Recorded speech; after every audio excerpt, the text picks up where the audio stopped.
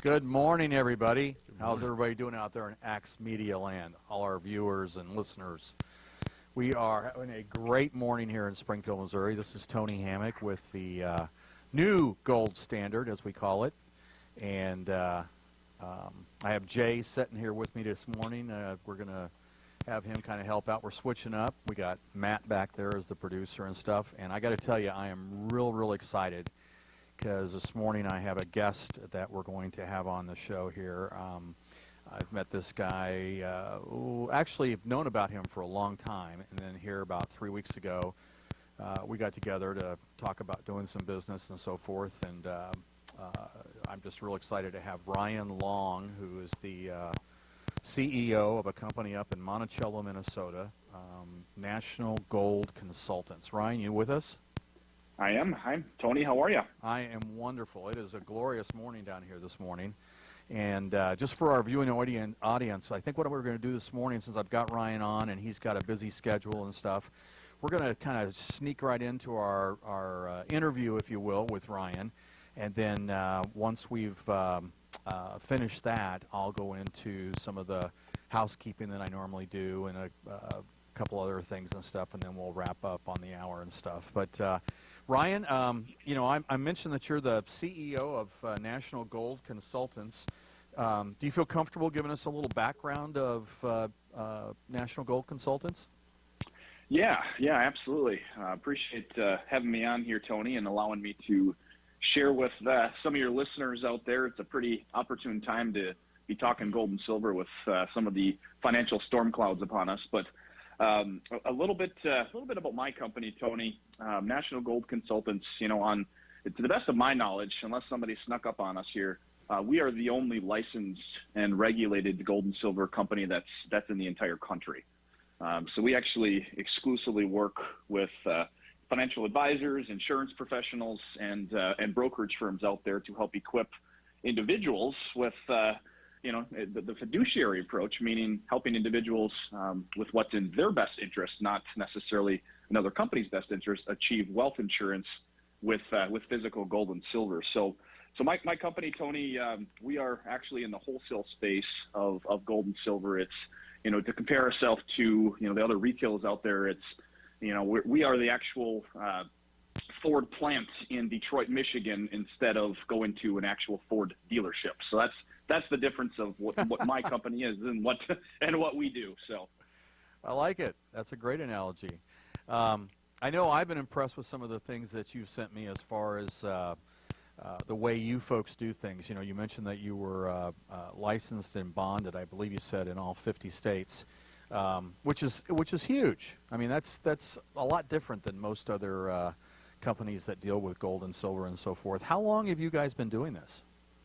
You know, I'm personally on my 16th year myself. I actually bought my father out a little over 5 years ago now. So, you know, to combine everything between my experience and his experience, we're actually been in this space for 39 years now. Wow. A little longevity there. Whole longevity and in the bloodline, so absolutely. Well, and the other thing is some experience. I mean, I'm sure that over those last 39 years, you guys have seen, you know, good markets, bad markets, sideways markets. I mean, what are your this particular market we've got here with gold just over 1,500 an ounce and silver, what, about 17 and change? What are your thoughts? You know, first of all, I look at, you know, I kind of dork out a little bit on election nights. I call that my little mini Super Bowl. That you know, I'll stay up all night, and I'm flipping through the channels, and I've got my apps on my phone, and I'm just refreshing gold and silver every second to see, you know, as soon as news breaks out, the gold and silver market, you know, it's very volatile in regards to change. It does not like change. It does not like turbulence. And the same applies with our stock and equity markets. So yes, you know, over the years, there's been, you know, sideways markets, down markets, you know, upticks and upswings in markets. With what's coming down the pike here, Tony, you know, just looking at just economics, you know, we're not anybody that calls themselves a forecaster or the, you know, cliche crystal ball. Those, you know, it's just a big guessing game. You can only go by numbers and data and statistics. With where we are right now at this giving point at these cheap prices for gold and silver, we are entering a very, very large uptick in gold and silver. Every market and every industry is cyclical, and it goes through cycles. And I like to say that the cycle that gold and silver has typically is an 8-year turnaround, because the average U.S. recession, going back 100 years, occurs on average every 8 years. We are on year 10 and a half of a large U.S. expansion, meaning the probability for a recession is coming very soon. And gold and silver loves volatility, and it loves recessions. Okay, and that's kind of where we are sitting right now, with storm clouds on the horizon. Know it's coming, we just don't know when. Well, and my background, I've always been kind of a little gold bug, but here just in the last year have just been fascinated with the gold and silver markets, and have been using it more and more with clients and so forth. And every day I'm reading articles, seeing videos, all these different announcements and changes and stuff. So it's like, for me, it's another brick in the wall as far as education and stuff. Excuse me. But I guess where I'm going with that is that with your 39 years of experience, 16, I guess, firsthand, if someone were to get into gold and silver, let's say at this point, what would be the best way for them to do that? First of all, I'm going to give one example of an analogy here. Not all gold and silver happens to be created equal.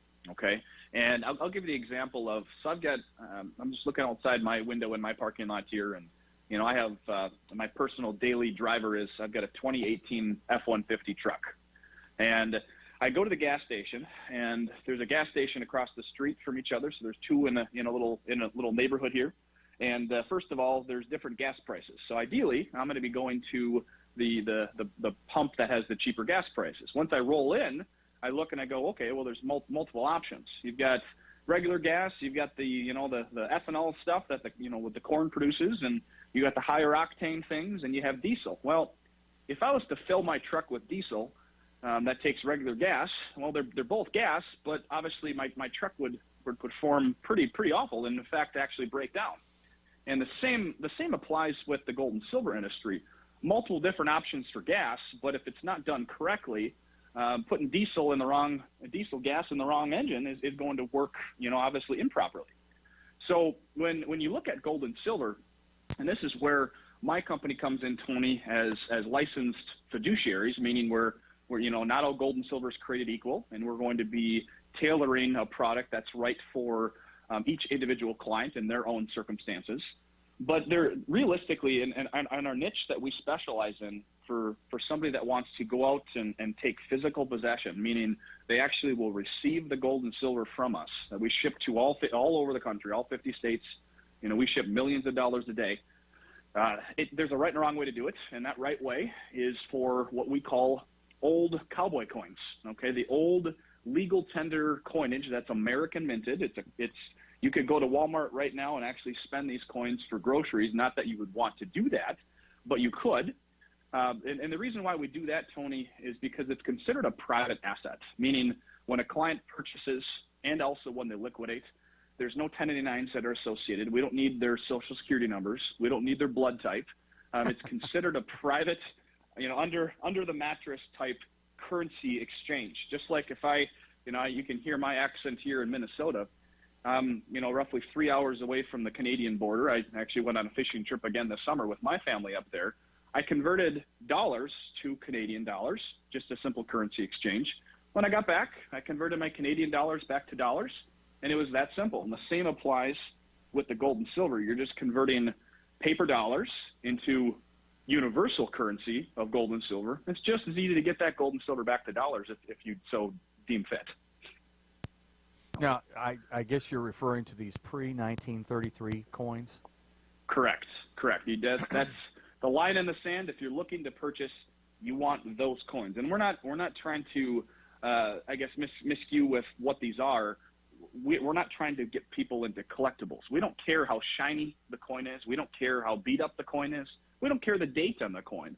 as long as they're minted prior to 1933, there is a legal classification that these are considered currency. Okay, and currency is considered a private asset when they buy and when they sell. We just want the circulated coins to deploy as many dollars to get as many coins, or in this case, as many ounces of gold and silver as your dollar buys. Well, and folks, if you're interested in what you're hearing from Ryan, let me be the first to tell you that I'm real excited that he's going to be in town here in Springfield, Missouri on October 10th. Right now, I've got us set up to do a little lunch presentation and then a 5 o'clock presentation over at Prima's in Chesterfield Village. And they've got that big room in the back, so we'll have that all set up, and we're looking forward to having what we call a gold and silver workshop. Once again, October 10th, noon and 5. And, give me a call, 417-755-0700. And reserve a spot. I've already got a few folks on that noon one. Some of my older folks like to be out during the day. As it gets later, they don't want to be out. So I think we've got a few folks already planning on being there and stuff. But Ryan, with that said, are there any other little nuances with these coins that we should know about? Not necessarily the nuances. I look at, again, if all things are equal out there, in relativeness of price, one is, a documented transaction, and one is essentially undocumented, or, there isn't any, social security numbers. No, basically it's private. We're not trying to hide anything, but the reality is when you're looking at something that nobody knows what you have, it gives a sense of peace and a sense of comfort. And that sense of peace and comfort only applies to that market space. And that's what we specialize in, and that's what we actually have on inventory here on hand in our offices in Minnesota. One thing I would want to specify is, I get the question all the time, Tony, is what is better to buy? Is it gold or is it silver? And what you hear on TV, you hear all over the, internet and the radio show and the financial, with air quote, experts that are out there, everybody talks gold, gold, gold. Well, because gold technically is a lot larger market than silver. So that's what everybody talks about. But in some places in time, there's a better buy between the two. So sometimes gold is the better buy, and sometimes silver is the better buy. And how we determine that, Tony, is what's called the gold to silver ratio. What that means is we take the price of gold, which you said, in the beginning of the show, which is around $1,500, and you divide that by the price of silver, which is, just around $18 right now, comes out to being a ratio or a number. And that number right now is in the low 80s, meaning it takes roughly 80 to 85 ounces of silver to make 1 ounce of gold in relativeness terms of pricing. Now, what does that mean? What is that, all that, garbage and, that I'm saying here, not to confuse anybody? What that is a ratio to determine the difference of price. Now, the historical ratio, going back to the 1750s, is that number should be roughly around 30 to 1, meaning it should only take 30 ounces of silver in price to make 1 ounce of gold in price. So in layman's terms, right now when we're sitting about 80 ounces of silver, silver has a lot more upside to run when gold does as well. So when gold continues to run, which it will, silver is going to outperform gold quite substantially. So what we get clients into right now, Tony, are the old circulated silver dollars that are, again, pre-1933, that are private, non-reported. It's not only in that category, but in silver, which is the better bang for your buck right now.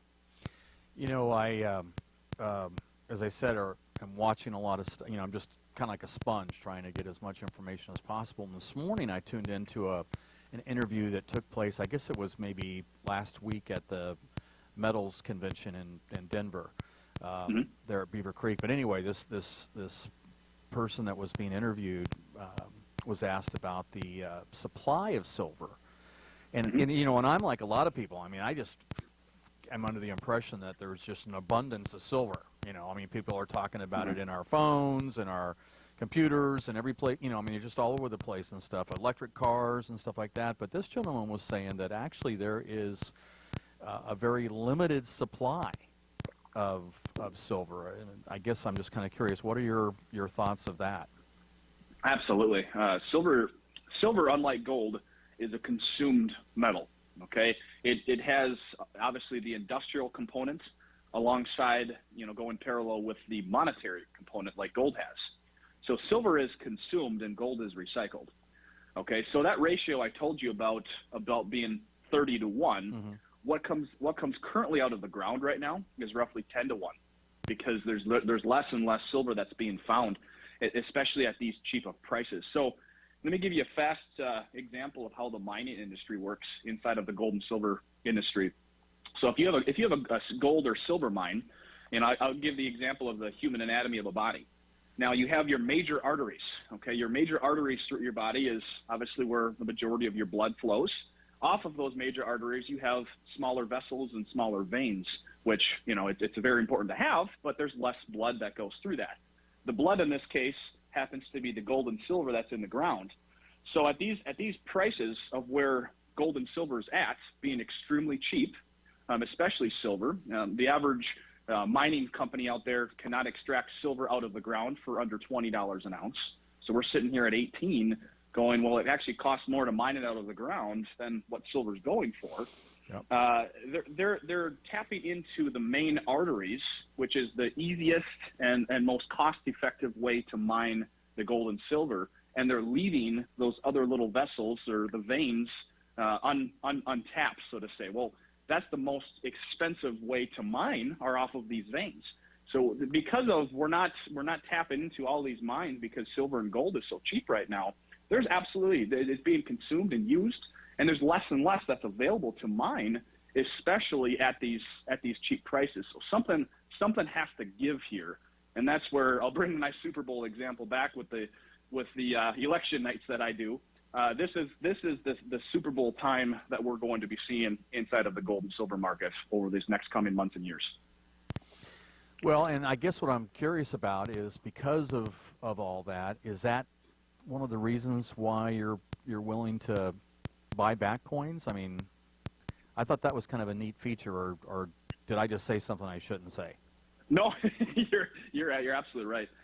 Back in 2008, during the last major financial crash, we actually had to suspend orders for up to 3 weeks. And why we had to suspend orders was because we could not find product. We could not find inventory. Unfortunately, the majority of people, and let's be honest, Tony, I'm sure you and I fall into this category every once in a while too, that we let emotions creep in instead of making a sound, logical decision. We let our emotions get the best of us, and we do a fast, illogical decision. And during the last crash of the 2008 recession, we saw silver go from roughly $7 an ounce all the way to $49 an ounce in 2 short years, roughly a 600% return over that time. The best time to buy silver obviously would have been at that $7 mark, and I look at it as and go, okay, when is the best time for flood insurance? It's not when Hurricane Katrina has the eye of the storm over you. It's obviously well beforehand and before the storm clouds even are there on the horizon. Mm-hmm. And the same applies with buying gold and silver. You can have this insurance inside of your portfolio to have the stability of that. And then obviously the best time to sell is when everybody is buying, because that is when prices are rising astronomically. But to answer your question, Tony, what makes us different is we don't charge a single fee on the way out for any client that wants to liquidate. We have that as a service. In fact, we actually want your clients and your assets back when it is time to sell, because we have a hard time. Unfortunately, we can't make a pre-1933 coin anymore. There's only a finite supply of that.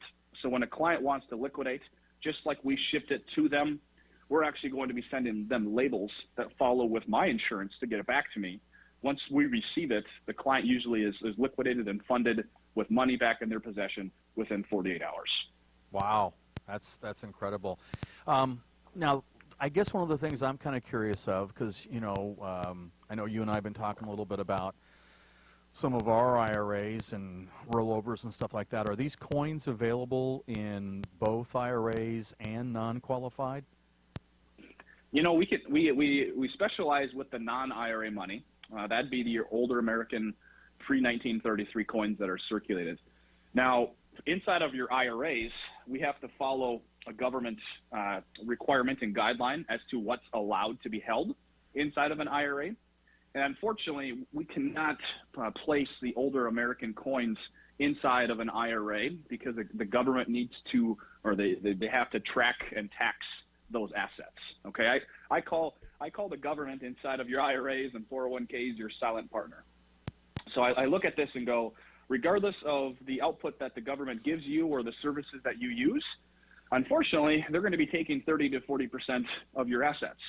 Okay, and the same applies inside of your IRAs. So we have to place the new, modern, hot off the press type coins or bars, so government can track and tax it, when that time occurs. Does that make sense? Oh yeah, yeah. Yep.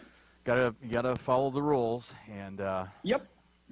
I understand that and stuff. I was just curious because I know that's a big part of your business, isn't it? Is the IRA rollover and the 401k rollover? Yes, absolutely. We look at clients need at minimum 10% of your entire assets into gold and silver.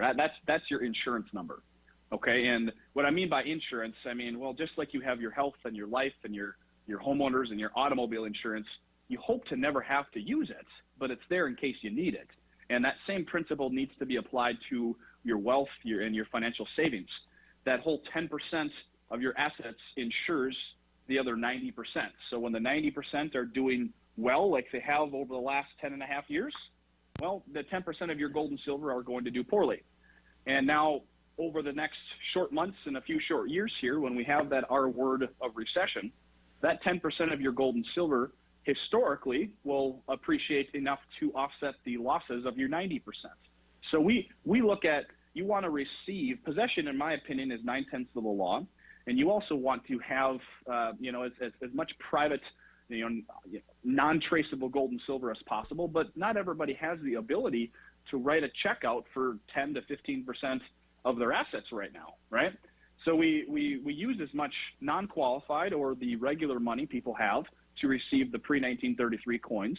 So whether that's 5, 8, 10% or whatever that is that they can do at that time.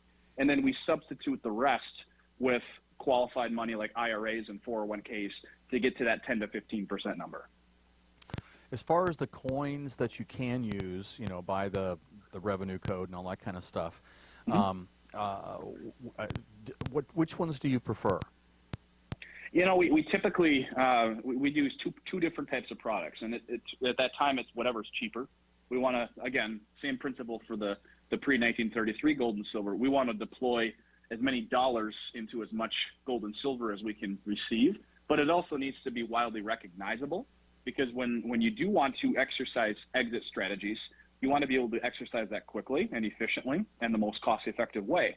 So the products we typically use inside of the IRAs would be the American Eagles and the Canadian Maple Leafs. So they have both gold and silver. And, I brought up the silver example for the ratios of why silver is a better buy between the two. And that principle would still apply inside of your IRA. I would load up as much silver as you can get inside of those IRAs. Okay. I have a question. Yeah. Oh, yeah. When you said that during a recession, the precious metals will offset, did you mean that by having 10% of your net worth in precious metals, that during a recession, your net worth will maintain its same value? Correct. Or very close to it. Wow. Our clients during the last several recessions at that 10% number, most of them did not lose a single penny. Now, we can't control what everybody else is doing for different high-risk stocks or whatever they're doing, but the average portfolio inside of, with all of our financial advisors and with all of our personal clients, they didn't lose much at all. Now, if you're like me and you view the probability of a recession to be high, that 10% number is your insurance number. Well, I like to also profit off of things, so I look at 10% as being insurance. Anything above that is being investment. So wealth just in general does not disappear. It just merely transfers from one asset to another. And that asset change, you remember the housing crash that we had in 2008, right? A $500,000 house went down to $250,000. Well, silver went from $7 to $49. So the whole concept there is, well, I'm going to take a lot of my winners off the table. If I had 20, 30% of my portfolio into gold and silver, I liquidated down to 10% because I'll never want to get rid of my insurance. But I liquidated when prices were at the high, and I transferred those winnings into the depreciated real estate.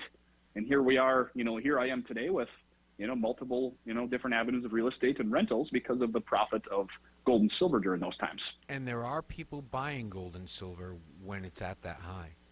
Is that Unfortunately, right? Yes. Wow. I mean, we had remember that your 401ks, the Dow went from 16,000 down to about 7,000 in a matter of a year and a half.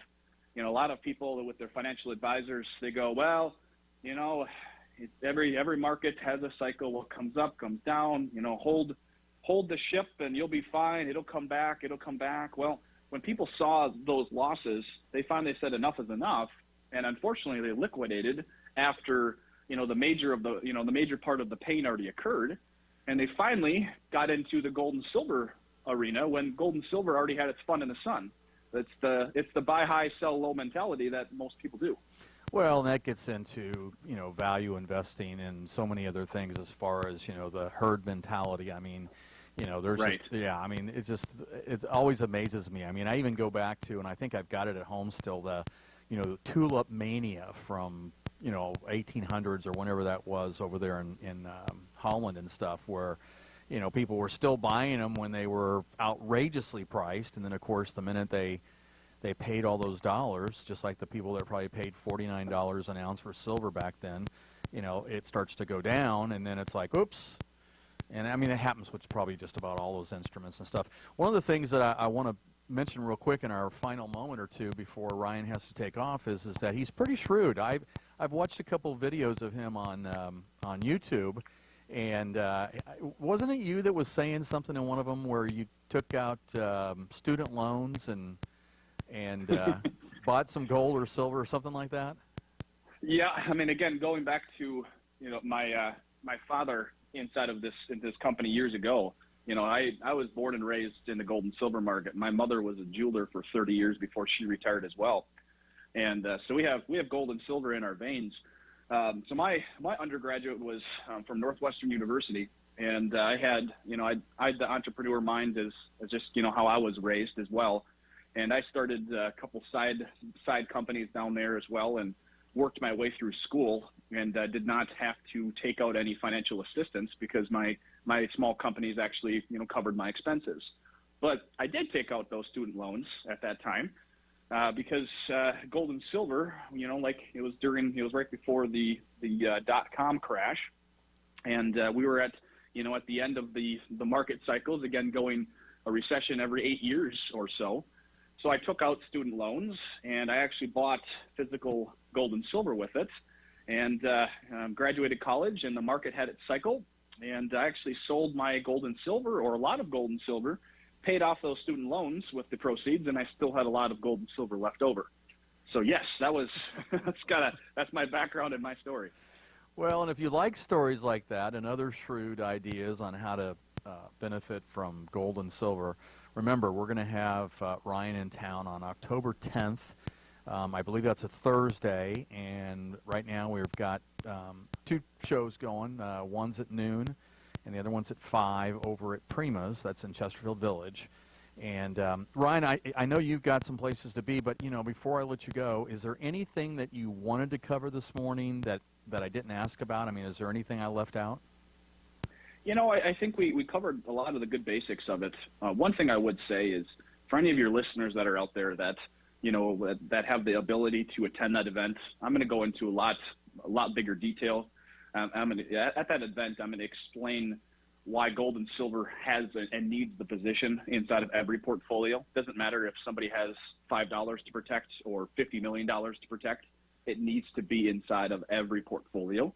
So I'm going to cover a lot of that, but the current state that we are in right now, Tony, we are dooming down. The storm clouds are on the horizon. I don't care what some of the cheerleaders on Fox News or even CNBC says. It makes no difference. This is just simple. And this is our background here of economics and just history repeating itself over and over and over again. we're coming down the pike here of some very rocky and rough times. And that's, I'll leave you with this, Tony. The Boston Marathon of 26.2 miles. I tell you what, if I was to run that starting from mile marker 1, I don't even think in my 20s or 30s or even 40s I'd be able to do that. Now, the difference here is right now in the gold and silver markets, we are at mile marker 25. Everybody else has been running for the last 10 years in the gold and silver market. We're able to get into the Boston Marathon starting at mile marker 25 and reap the same rewards that everybody is going to have when they started at mile 1. So it's coming, but we're at the latter stages of it. Wow. Okay. Well, that is a good note to finish on. I tell you what, I am really grateful that you gave us some time this morning and stuff. I'm looking forward to seeing you on the 10th of October, and we'll cut you loose. And thank you so much, Ryan. And yeah, I know you and I will talk and stuff between now and then and stuff. But thank you very, very much. Yeah, thank you guys. I'm really looking forward to being down there and sharing more information with your listeners on the 10th there. Okay. Okay. Be good. All righty. Okay. Thanks. Thanks, Bye-bye. guys. Take care. Thank you. So that was Ryan Long from Monticello, Minnesota, with National Gold Consultants, and as you can see or hear, 39 years basically in this industry, and just a plethora of information, not only about history and strategies and things like that, but just some reasons why gold and silver makes sense. And he's got some neat stories. I mean, I'm sitting here looking at my little binder I've put together of some of the things he sent me, and there was just a few that we just really can't get into on the radio. I mean, as far as like portfolios that had no gold or silver through '08, and then ones that did in different percentages, 10, 15, 20%, and what the outcomes were. And I mean, that's just a little difficult to get into with a lot of numbers, especially if someone's driving or doing the dishes or whatever they're doing and stuff like that. But those are the kinds of things that I know that he'll probably spend a little bit more time on. Speaking of time, before I run out of time, I mentioned before that I would take and kind of get into a few of the what I call housekeeping things. And, one of the things that I have gotten into, and I like, I hope everybody else does, is this course on stewardship. And today's course was titled Prosperity versus Riches. And we kind of finally worked our way out of that whole indebtedness one and what to do with it and how to deal with it and stuff. Because I think it was like 3 of the last sessions, But this one is Prosperity versus Riches. And I apologize, I'm just going to read it right off my phone because that's the easiest way for me to do it. But it says, as we wrap up our discussion on money, faith, and financial stewardship, we must remember going forward that prosperity and riches are 2 different things. Prosperity includes material gain, but it is not limited to it.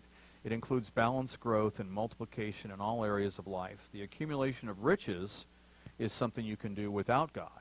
You can acquire worldly goods and leave God completely out of the process. You only need to look around at our world today to see that many people are doing just this. But you can't be prosperous without God. You can't have a fully balanced, fruitful, and joyful life without Him. To be truly prosperous, you must be spiritually prosperous. Your faith and relationship with the Father must be growing and fruitful. That can't happen apart from God. Prosperity has a lasting, eternal quality. Riches can be wiped away in a day or in 1 hour, as we read in Revelation 18 on day 3. Prosperity lasts. Even during times of temporary loss, even during slow times or lulls in one area of life, the person who desires God's prosperity and lives according to His principles for prosperity has a deep, abiding sense of the Lord's presence, provision, and pleasure. The person who desires to be prosperous lives in such a way that the promises of God are available to him. The person who seeks only riches is someone to whom the fullness of God's promises does not apply. The one who strives to be rich limits himself to living by the flesh, while the one who pursues prosperity avails himself of God's blessings. He connects his life to the unlimited God, and there is no limit to the amount of growth and blessing that he might enjoy. And that was 2 Corinthians 9 and 8, or 9:8. The Lord's desire for you is prosperity. He wants you to be a whole person, balanced, growing, fruitful, and fulfilling His plan and purpose for your life. Ask Him to teach you what it means to be truly prosperous in His eyes. His word promises He will answer. And I just thought that was kind of a neat way of looking at it and stuff. Because I mean, I know there's lots of stories in the Bible and stuff, where God does want us to be productive. There's the one about the father with the 3 sons, and he gives them each a certain amount of resources and gives them a certain amount of time to work with them. And not to shorten the story too much, but when they comes back to see how they did, the one son that just buried the resources so that he wouldn't lose anything was the one that he was the most disappointed in. And I always remember that as far as trying to be as much of a good steward as possible with God's blessings and resources. Anyway, not to get too off on that topic, the other housekeeping I thought I would do would I think be... it does help to mention also that the 2 who took the risks did prosper. And is there maybe a promise from God in that? Is that it? Sorry about that. My phone was doing... Development, you need permits, you need to... I didn't realize my phone was going to do that. I don't know if you guys could hear that, but... Okay, here we go. Sorry for that sidetrack, but no, it's a great comment. I mean, they did. You know, I can't remember exactly what the amount was and stuff like that, but I know that, they did a lot more with their resources than the one son did. Yep. And let's see here. Okay, and I guess the little housekeeping I was trying to get to, it took me a few minutes here for some reason, but when we had Ryan on, we talked about the different prices when we were just kind of going off the tops of our heads, but as we speak, $9.38 to be exact, gold, the spot price was $1,507.80. That's up $5.90 for the day. Silver was $17.92. That's actually down 19 cents for the day. Platinum is $9. Good grief, I'd buy a bunch.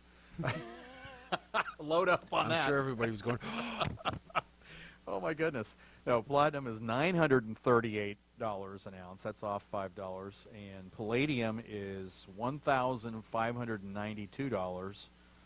That's down $9. And then rhodium, good old rhodium, is $4,950, which is up $50. So those are the main ones. Copper, these are per pound, these prices. Copper is $2.62. Nickel is $7.79. That's $7.79. Aluminum is 79 cents. Zinc is $1.05. Lead is 93 cents. And uranium is $25.30. Crude is $58.31. And boy, you talk about an exciting weekend. I guess it was Saturday. We had, or not we, but the Saudi Arabians had some attacks on some of the oil refineries over there.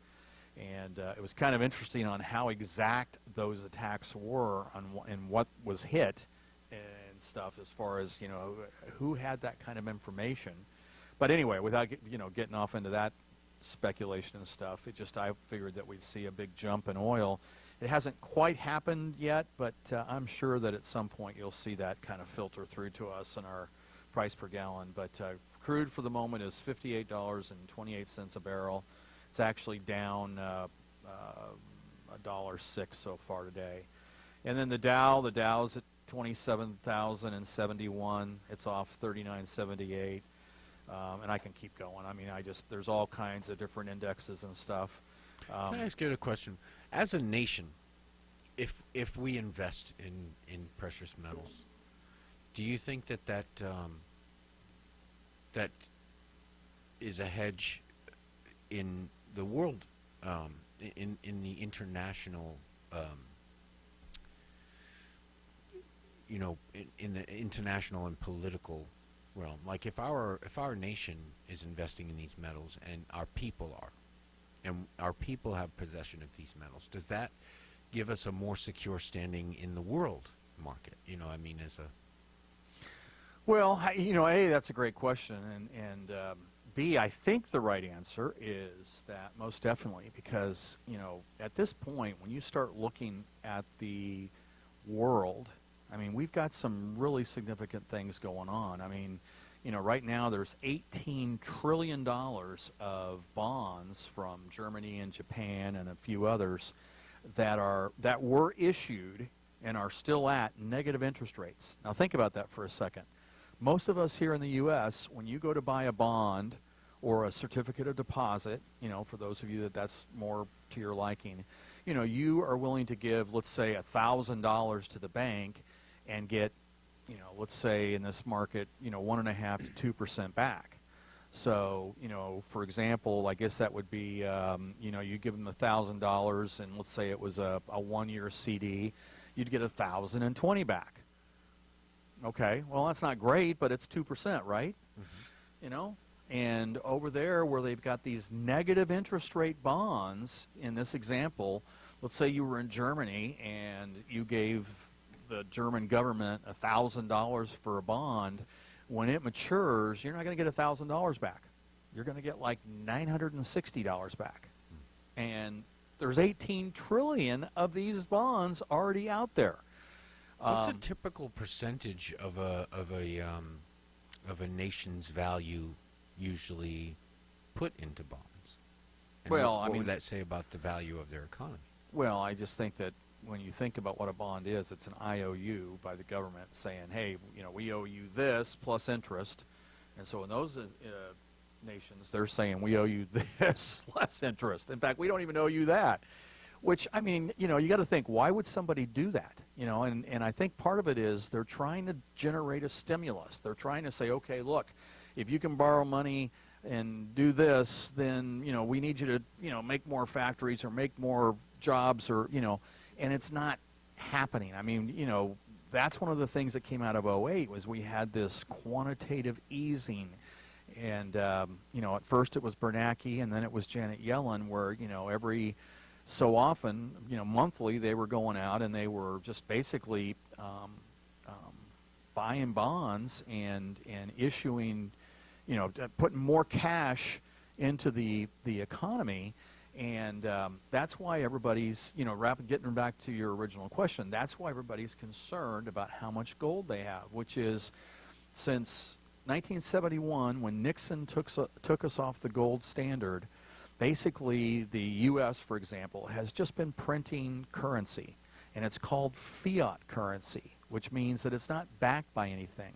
In fact, if anything, it's the government forcing us to use it as a means for paying for things. Well, the bottom line is if they can just issue as much as they want and not have it tied to something like gold, then it loses its value. And the U.S. dollar since '71 has lost something like 96% of its value. Well, let's carry that to a worldwide basis. I mean, we've already seen Greece have major problems. Venezuela have major problems. Argentina. I mean, there's just some serious countries that have already had some significant issues, and that's just the tip of the iceberg. Ryan kind of alluded to that at the end, which is, we've got a huge amount of leverage in this world. I mean, the U.S., our government's got $22 trillion of debt, and that's with what they're willing to, admit to openly. I mean, if you start looking at the books for what else is in there with all the entitlement programs, those are another 17 or 18 trillion. So we're just the U.S. alone, we're at like 40 trillion plus that, is owed, and it's just going to be tough to ever get back to a balanced budget. I don't know if they're going to be able to do it in our lifetime, without some kind of a incredible idea from one of those people in Washington. And that's worldwide. I mean, there's just a lot of countries. If you start looking at the central banks, year to date, all the central banks have been buying gold at a much faster pace than they have in a long time. And who is it that we owe? Well, I mean, that's a great question. For the most part, it's China. Because what's been happening for a long time, I mean, they're the biggest one and the easiest one for me to come up with an answer on. But, let's put it this way. Here's what's happened. For years, we have been buying goods made in China.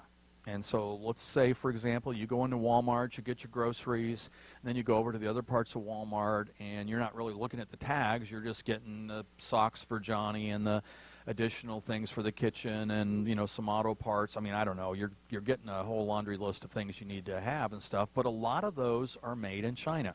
So you go to the register, you pay U.S. dollars for those items. Well, those dollars then go to the Chinese manufacturers of those products. So they're now sitting there holding those dollars, and they've got a decision to make. They can say, okay, we're going to convert these dollars into our own currency, which you would think would be the natural thing to do. But if they do that, it changes the value of their currency. So what they decide to do is they take those U.S. dollars, and it changes it for the worse, to where they won't be able, get investments from other countries and things like this. So what they do is they take those dollars and they buy U.S. government bonds. And this has been going on for decades.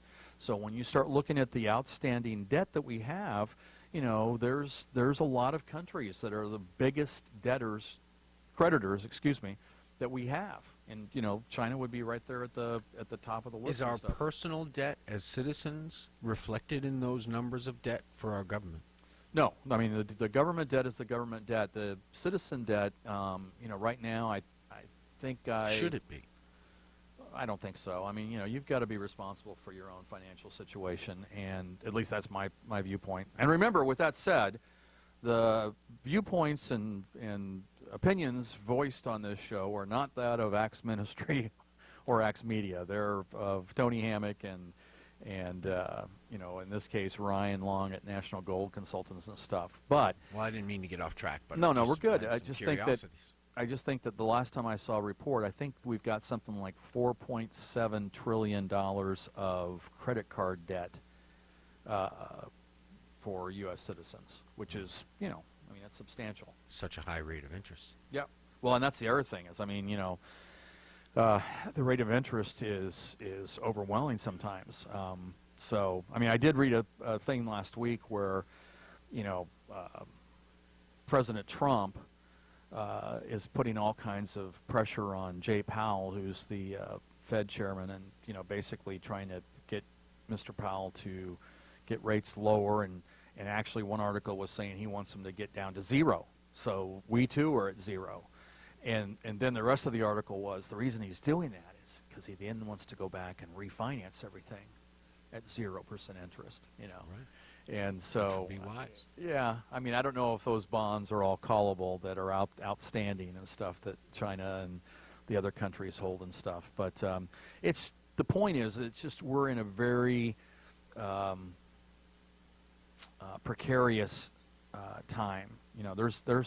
There's some people out there that think that we're pretty close to the end times, as far as the financial situation and some of the political situations and other things that are going on and so forth. So, I think with gold and silver will always be worth something, whereas like some investments, when they go to zero, they never come back up, because that usually means a bankruptcy. Well, and remember, with some or not anything that's not gold or silver or the other metals is paper.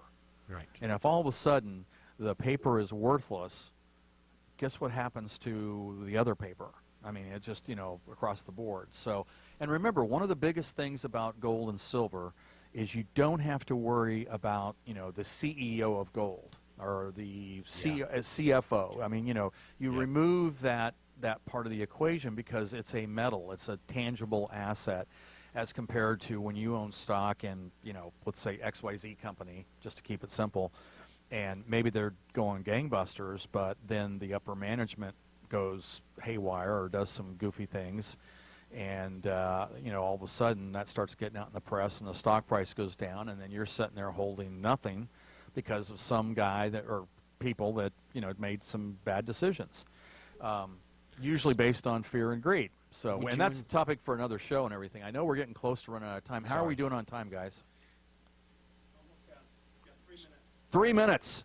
So you'd include unmortgaged real estate in the gold and silver market too, as a value tangible thing. Well, because it does depreciate with maintenance. Yeah, real estate's real estate. It's location, location, location.